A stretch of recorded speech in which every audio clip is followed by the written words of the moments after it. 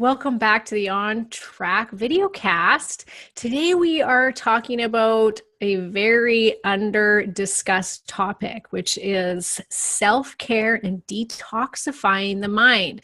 In the On Track program this month, we are doing a 21-day cleanse. And when we think of cleanses, we tend to think about cleansing the liver, which we are. We're cleansing the body. We're cleansing the colon. Not many people think about how important it is to cleanse the mind as well. And today I've brought in an expert on this. Her name is Camille Gallinger. She is a certified nutritionist and a personal vitality coach and advocate for courageous self-care. Through personal nutrition consultations, one-on-one vitality coaching, blogging, and speaking, she helps her clients avoid burnout and regain vitality, which she personally defines as energy and momentum and joy. Welcome, Camille. Thank you for having me. Thank you, Karen.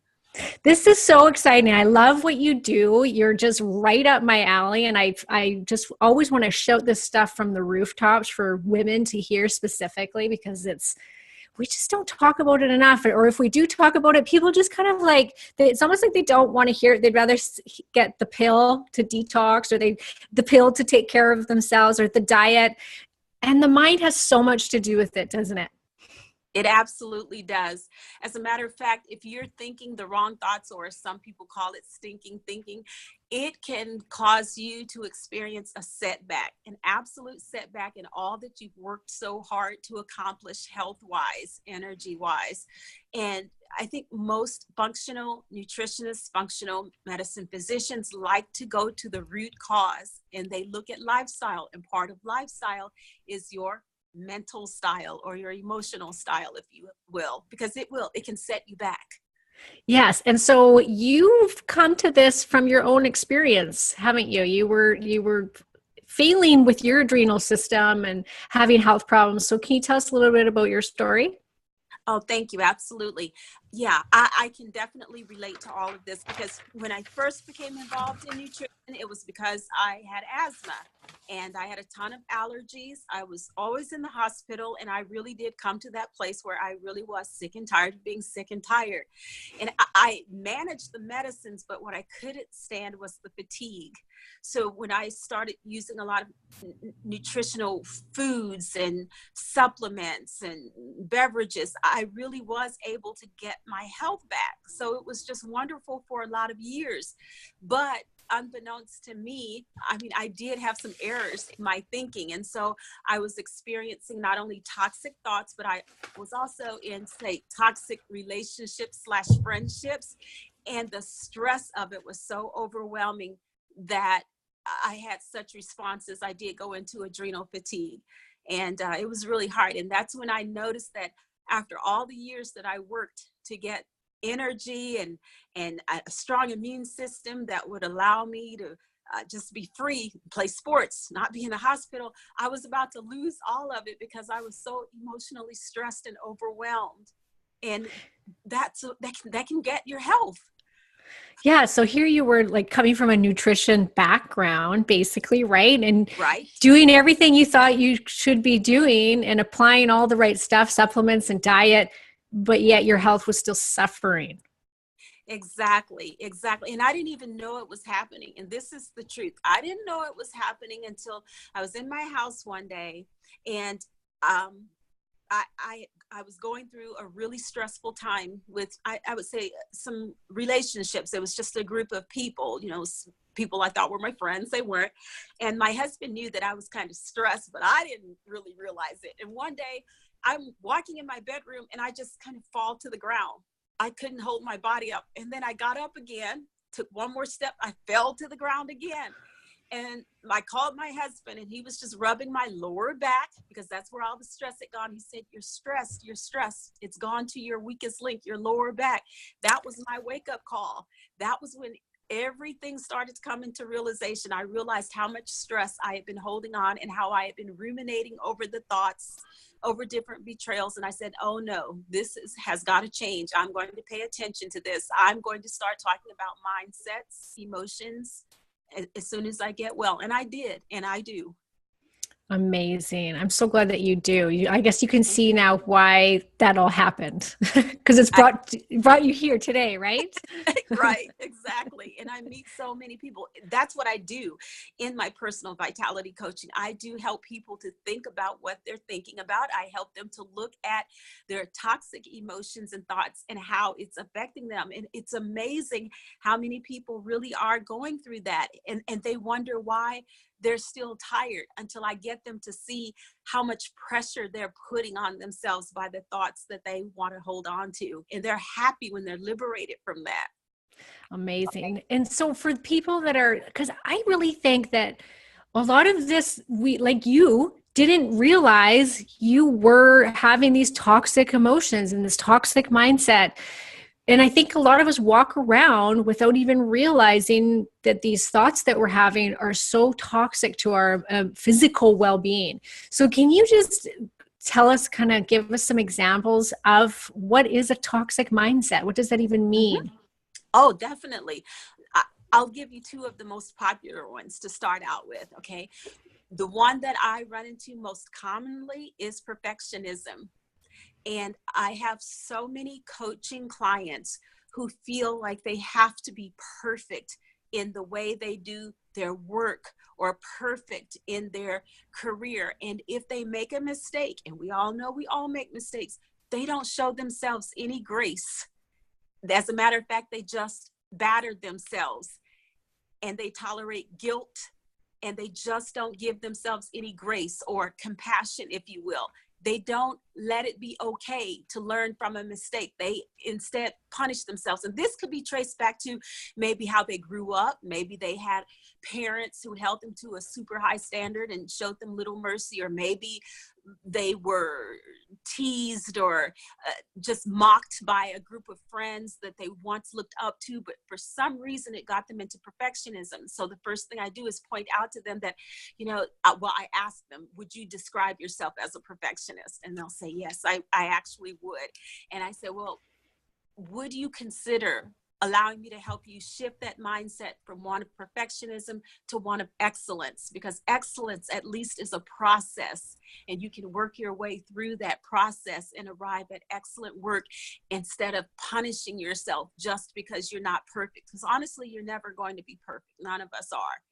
And I mean, it takes a few sessions, but they're absolutely liberated because they don't have to be perfect all the time. And they see it was just such a ruse. There's just no such thing. And they let themselves off the hook, and they start to give themselves some grace.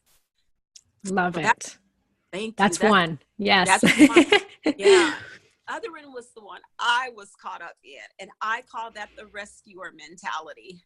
I was the one. Okay. Yeah, me too, everybody. Me too. I'm so the rescue mentality. Oh my God. The savior. I can save everybody. Exactly. It's the fastest way, I think, to an early grave, or at the very least, very poor well-being, honestly, because I was the type, I just have my arms wide open, willing to help anyone and everyone. And even if they didn't ask me, if I saw the problem, I want to jump in. I want to help you. Oh my gosh. It took me a while to see, number one, you can't help everyone. Number two, you probably need to be quiet if they didn't ask for you to help them. And you do, in a sense, have to qualify those that you help. And in my case, and I don't want this to sound bad or anything, but I kind of helped what I call scorpions. And I have this little saying saying you can't help a scorpion. So maybe this is someone who's so bitter about life, and they're so enraged, and they just have some issues. They're really toxic people, and you go in and you try to help that kind of a person. Sometimes you will get hurt. I mean, you will get incredibly hurt. And so while you're going in there to rescue that person, I don't know, maybe they don't have gratitude because of the anger and they attack you. So then you are out of commission for a while, or you're going to help someone and they're extremely needy and codependent and they're literally draining you. You really have to watch that rescuer mentality. You have to be quite a bit more discerning and wise and, a little bit choosy, so that you can stay protected, because there's nothing noble about you sacrificing your own health to help someone else. That is not noble. It's not wise. No, I remember listening once to Tony Robbins, and he was talking about how that kind of mentality, like that you are somehow, um, you're you're benefiting from it, right? And so I remember thinking, oh, how do I benefit from thinking I can save everybody? And it was something to do with like, it makes you feel good about yourself, right? And so I Right. had to like really turn it around and be like, well, I can still be a good person if just because I can't save somebody and help them fix all of their problems, it doesn't make me a less of a person. And that was a big aha moment for me, because I have that syndrome for sure, the save everybody. I mean, it's why we become nutritionists, I think, don't you It think? is. It is. But it has to be tempered too. I mean, you're right. That's why we became health care professionals. We want to take care of people. We want to help people. But in personal vitality coaching, I emphasize what I call courageous self-care. So it does start with you first. And you want to take care of yourself really well so you can go longer and stronger and be vibrant and be more of an influence instead of someone who's just the savior pulling everybody along. That way you don't sacrifice your own. It's better to be an influence with how you take care of your own health and share your skills rather than just being drained and helping someone who's just really, really demanding. So you use the word courageous self-care. So why is it something that we have to have courage to do? What do you see? Why have you started to use that word courageous? Yeah, I've been using it for quite a while now because I did find that it takes courage, a lot of courage to make the changes that are necessary to get you from point A to point B. So for instance, let's say with a person who always cares what other people think, and they need to make some changes, but they're too afraid to make it because, well, my friend might think this, or my parents might think this, or everyone may think I'm too lazy, or if, because I need extra rest to recover my body. So they're going to think I'm lazy if I tell them I'm actually tired and I have to rest. It takes courage to stand up for yourself sometimes, to do the things you have to do for your own self-care. It takes courage to change not just eating habits, but thinking habits. And one of the biggest ones, it takes courage to release some toxic relationships if that's what you have to do. It really does. And you know what? You have on your blog an article, and I can't remember the name of the article yet, but in it you talked about naysayers who come and kind of insult you when you're making some health changes, because they're talking about, well, why would you want to eat this? And why are you denying yourself of that? Which was an excellent article, because that happens. I mean, you're a nutritionist. You know how they start to act around you when they think you're judging them and you're not even thinking about their food. But it takes courage to go ahead, keep up your habits and discipline despite the naysaying. Yeah, it's 20 ways to transform the way you eat. And Perfect. yes, I agree. I quit drinking, oh my God, now 11 years ago. And that one, I remember I had to find that courage because, drinking is a widely accepted habit, addiction. Yes. And you are more ostracized for not drinking than you are as the drinker. So I had to go into these groups of people constantly that I'd been hanging around with for 10 years, drinking with, and be the sober person. And Right. they were the naysayers. I tell you, they didn't like it. They felt uncomfortable. And I had to release myself from majority of those people. I lost a number of friends, but I Mm-hmm. had to do that because it was toxic. This is exactly what you're talking about, the toxic relationships that you have to let go of. What are some other examples of that? Because I before we started this, you gave me an example of the stereotype basically of doctors and what they have to try and live up to. So do you just have a Yeah. few examples of what that toxic of Uh, the courageousness that needs to happen when it comes to what other people are expecting of you? Okay, well, yeah, I was telling you that because I have a few doctors in my practice who are my clients. Some are nutrition clients, others are coaching clients, and this is something they had in common. They were telling me that they had a hard time sometimes with doing uh, some of the downtime, giving themselves the downtime they needed on the weekend. So, for instance, one thing that I don't do, I'm not on the internet, on email on the weekends. I don't email my clients. I don't accept their emails. That's my time to regenerate, to restore myself. I don't personally take power naps, but I like them. I think that's good. But some of my doctors, they were saying that they know that they need downtime. They know they shouldn't take all these calls from patients, but they're afraid of what their colleagues might think. They think their colleagues are going to accuse them of being lazy, of just not carrying their weight. And so sometimes they work themselves into a frenzy, and I'm seeing unhealthy weight loss. I'm seeing fatigue. I'm seeing the dark circles under their eyes, all of this because they're very close to burnout. And you're probably on the Institute of Functional Medicine websites as well. Yes. And they are constantly airing this program called Physician Burnout or compassion fatigue, because it's real. And that's one of the reasons, because of that toxic mindset of, oh, what are my colleagues going to think? I better work extra hours and I better take all this work home and keep on doing it. And they're afraid to give themselves time to restore or regenerate. And so I talk them out of that. And you know what I see all the time? I call it the Wonder Woman syndrome, which is the women right now that there's this like majority of women nowadays seem to value their worth on just how much they can do in a day. And that, you know, they're raising their kids, they're working 9 to 5, they're the main caretakers of the home still, they're working out, and they feel guilty if I tell them like, well, what do you do for self-care? And they just kind of look at me like, self-care. Oh, I go to the gym. That's what I hear all the time. Oh, I go to the gym. And I'm like, no. What do you do that's not, you know, working up the cortisol levels? And so actually, let's get into that a little bit. The addictive side of the high stress, because I know from my own experience, I don't know if you found this too, Camille, is when I first became aware of my high stress, lowering it was very uncomfortable for me because I was highly addicted to this go. My mind's going all the time. I'm doing things every minute of the day, that it was actually uncomfortable. Did you find the same? Yeah, it was. It was hard to get still, if you will. Yes. It was difficult, right? Because you were just used to being on a high. And before you know it, all of your catecholamines are high: epinephrine, norepinephrine, and dopamine. And that's when you start to experience that wired but tired feeling at night. You can't turn off your mind. That's racing.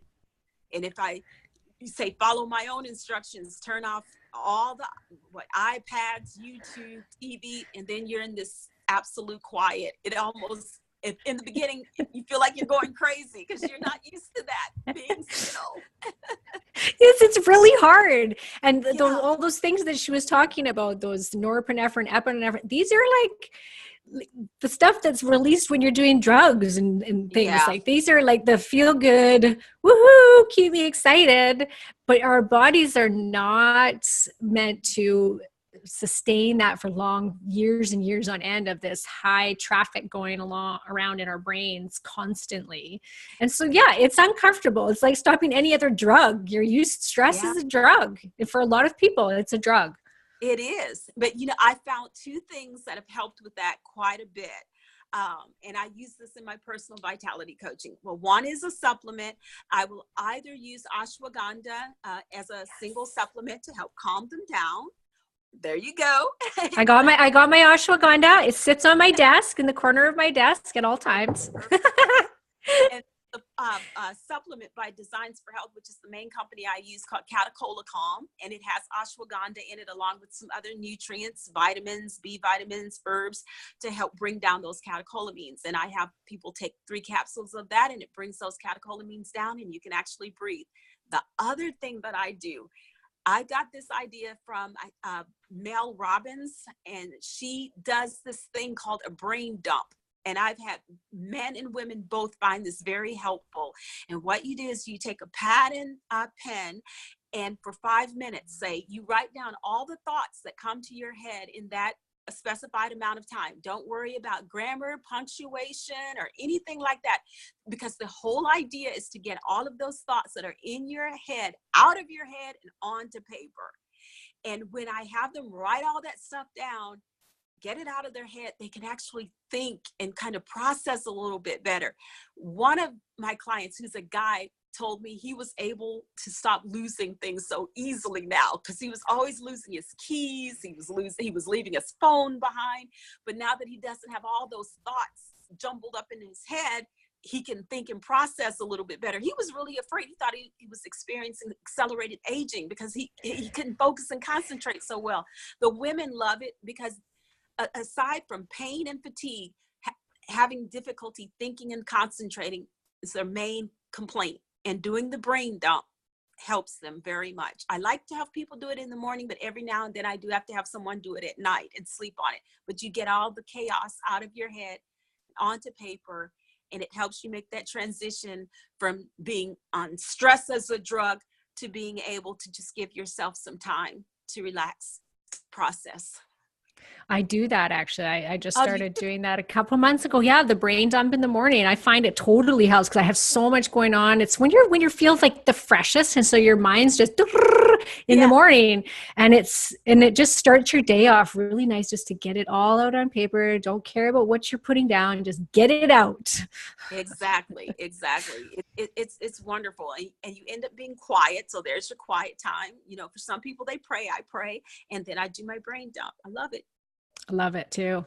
So when people come to see you, are they mainly coming because they're coming with like a physical health problem?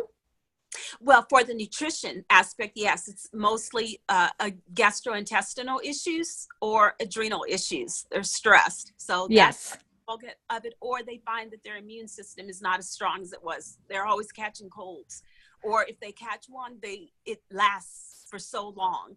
So that's why they come. But for the coaching clients, and they are usually personally referred, they're just having a lot of trouble with emotions and thoughts, and they just can't seem to pick themselves up. And they will even say, I want my vitality back. And so I thought, oh, I'm your lady. Let me help you.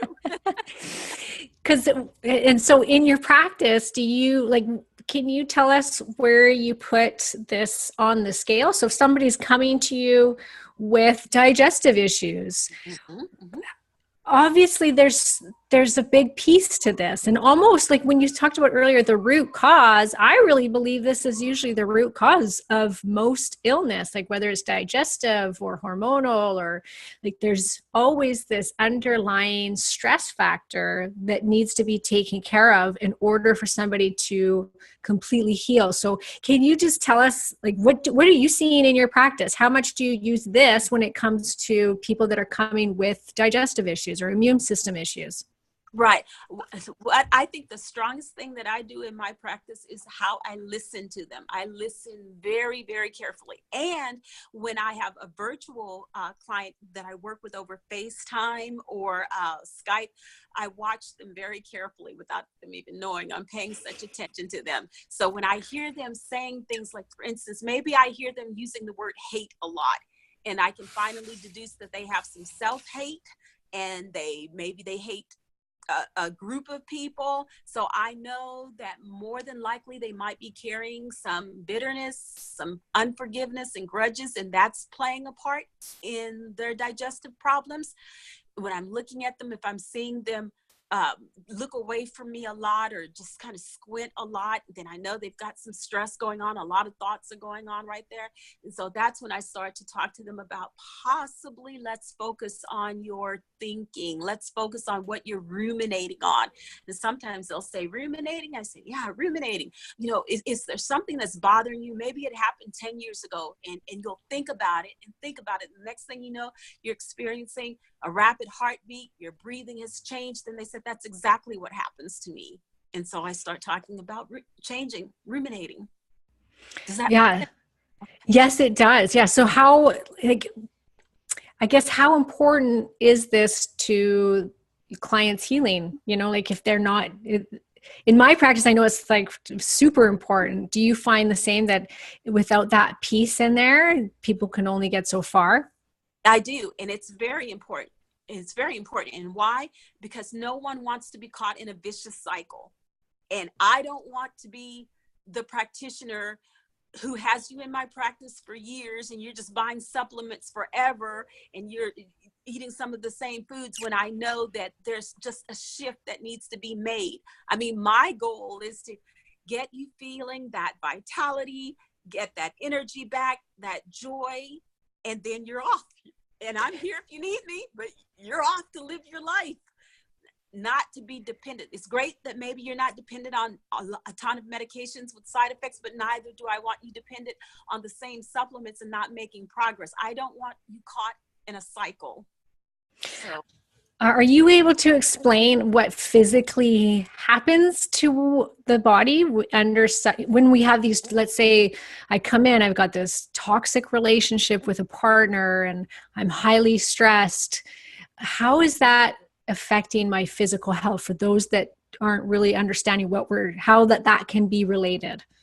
okay, well, I try to talk about things that I suspect are going on. Now, but first, I will say I do use lab tests, stool tests, all of these organic acids. I do use all of those, but I try to ask them, are you experiencing this? If I suspect they're experiencing it, and they'll say, yes, how do you know? So for instance, I might say something like, do you crash in the afternoon?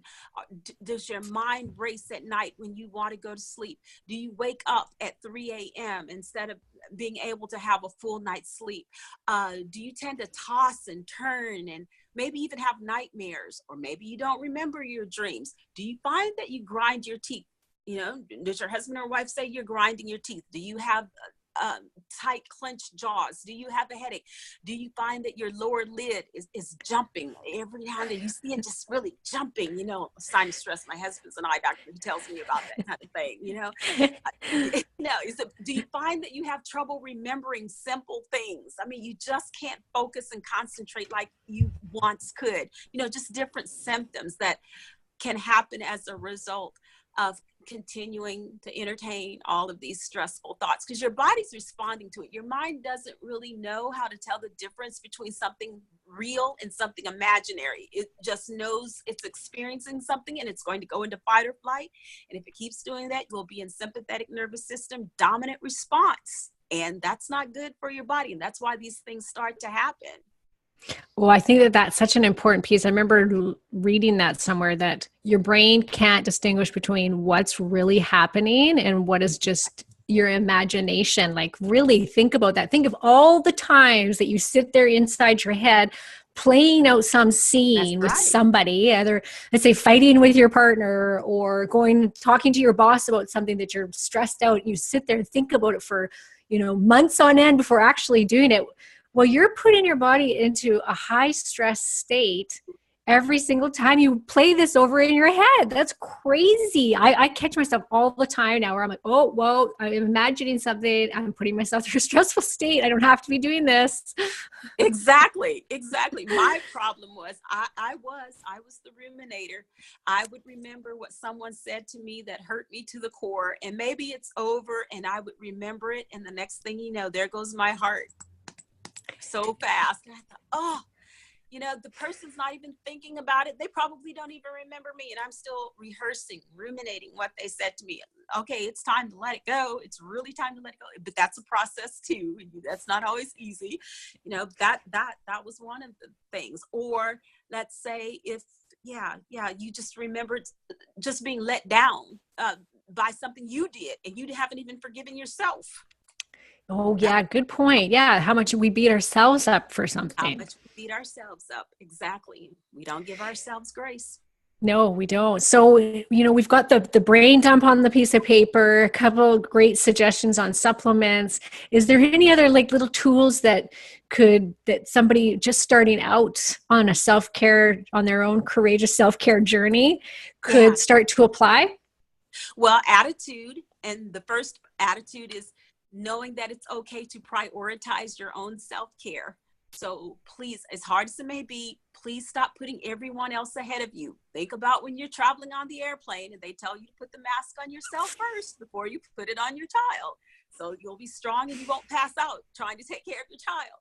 So prioritize self-care. Be courageous about it. That's the first attitude.